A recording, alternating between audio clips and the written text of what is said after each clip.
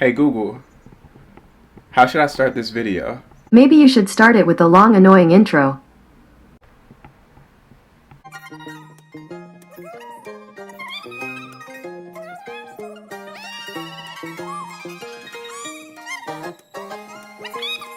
Hey, thank you guys for tuning into the channel.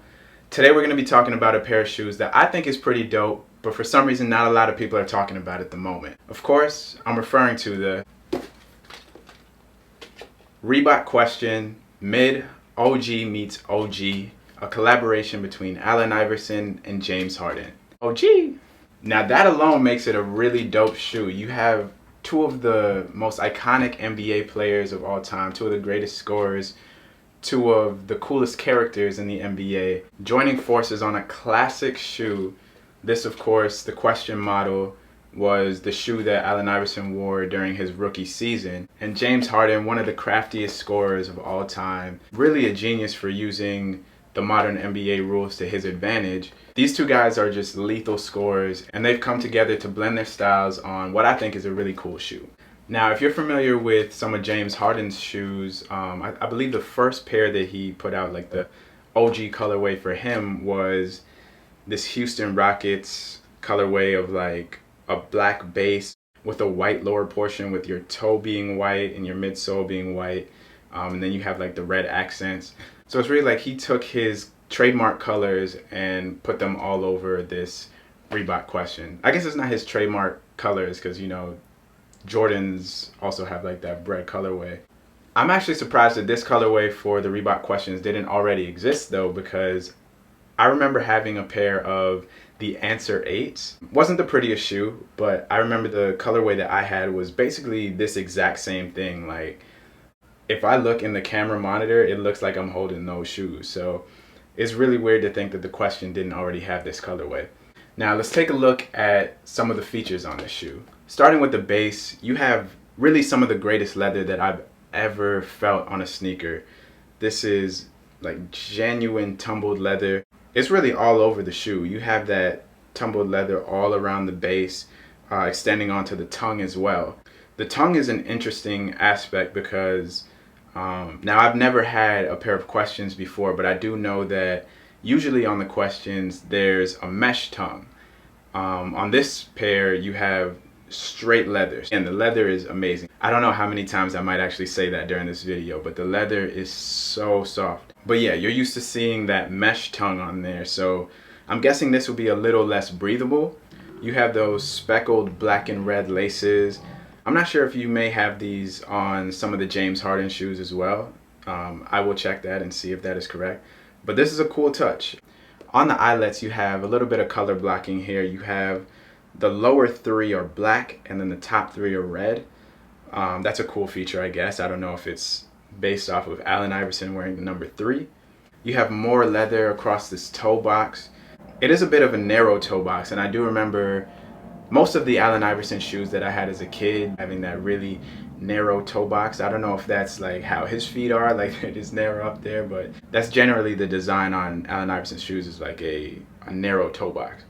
On the inside of the shoe, you have almost like a neoprene feel to that. It's super soft in there, and I don't believe that is something that's common on the Reebok Question. I believe it's usually a different material on the inside, but this is just extremely soft.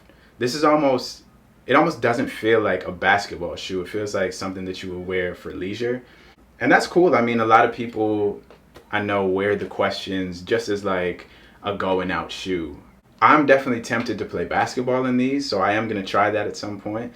But with the tongue being completely leather and, you know, the material on the inside being that sort of neoprene material, it just feels like it wouldn't be the most breathable of a basketball shoe, but we'll see what happens, you know?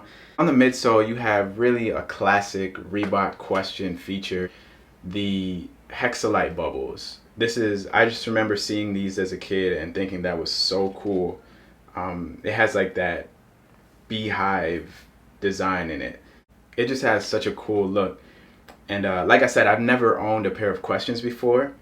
I wasn't expecting it to feel like this. Like, it feels as though like this could pop at some point.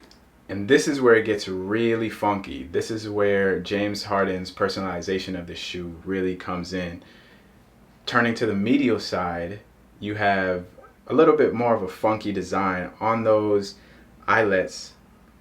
They kind of switched it up, and usually I believe it is that Reebok logo, but here you have Harden spelled out across that medial eyelet section. You also have a little bit more personality with this red section displaying the Reebok logo.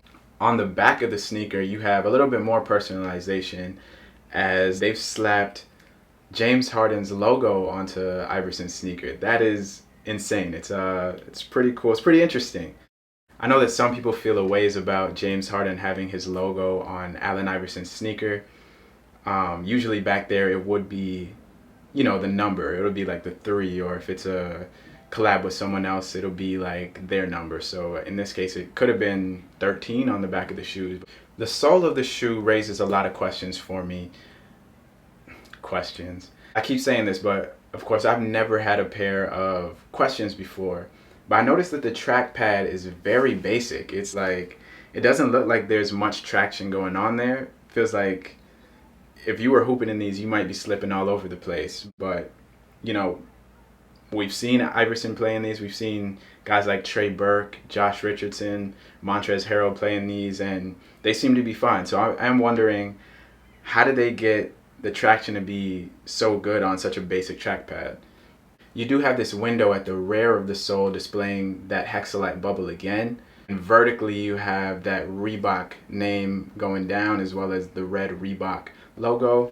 So the thing that makes this collab so cool is, of course, that Adidas owns Reebok, and Adidas has allowed maybe the face of Adidas basketball at this point to really put his marking on a classic Reebok shoe. I would love to see more of this moving forward. I know that they have teased kind of like a silver colorway for another OG meets OG for the Reebok question. But I would love to see guys like a Damian Lillard take another stab at this. This would be like a cool colorway as well for Damian Lillard. During the bubble especially, Damian Lillard is getting a lot of Allen Iverson comparisons, and I don't think Adidas has done right by Damian Lillard as far as his shoes. So I would love to see him maybe take on a pair of Iversons and do his own kind of OG meets OG kind of thing. Can I see your feet? Wait. Can I see your feet? Are you serious? Yeah. I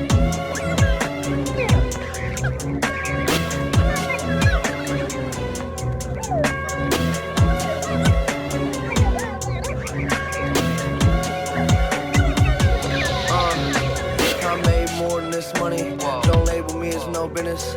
Came up in this country, started out in this Civic.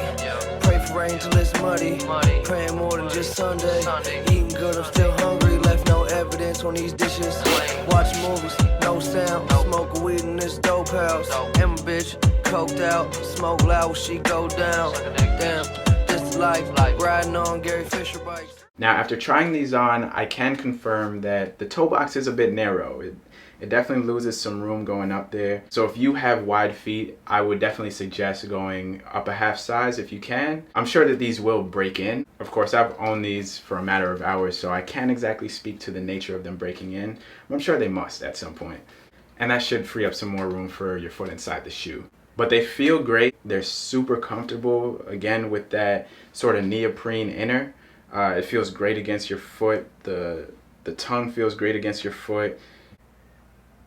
Overall, I'm saying that this is extreme high quality, especially at the price point. Buying these retail, I believe, is $150. I got these off of the secondary market. I purchased them on GOAT, and crazy enough, this is below retail. It was like $125. So if you're an Iverson fan or a James Harden fan, or really just looking for like a dope basketball shoe, I would say take a chance on this. It's extremely cheap at the moment. It doesn't seem like there's a lot of hype for it. So this is definitely a shoe that you can step out on, and maybe in the future, I mean, these are two guaranteed legends. Maybe in the future, if you want to sit on this shoe, it might be worth something. Again, the hype might not be there at the moment. There's not a lot of people doing reviews on these. But Allen Iverson, honestly, my favorite basketball player of all time. He had me rocking the cornrows as a kid. I'm actually going to do another Allen Iverson video right after this, so I'll save a lot of that sentimental Allen Iverson stuff for that video. But yeah, this shoe I think is some of the highest quality I've seen on a basketball sneaker as far as this leather. A lot of attention to detail, a lot of creative ways to bring James Harden's personality into Iverson's sneaker, and I think it's a really great collab, and I can't wait to see what they do with that silver colorway that should be coming soon. If you enjoyed this review on the Reebok question, OG meets OG, collaboration between James Harden and Allen Iverson, go ahead, leave a like on this video, comment below if you were able to get them or if you do plan on picking them up, and subscribe to the channel, man. I'll probably put out another video either later tonight or tomorrow reviewing the Reebok question OG Red Toe. Thank you once again for tuning in. Much love as always. I really appreciate you guys. And I'll see you on the next video. Peace.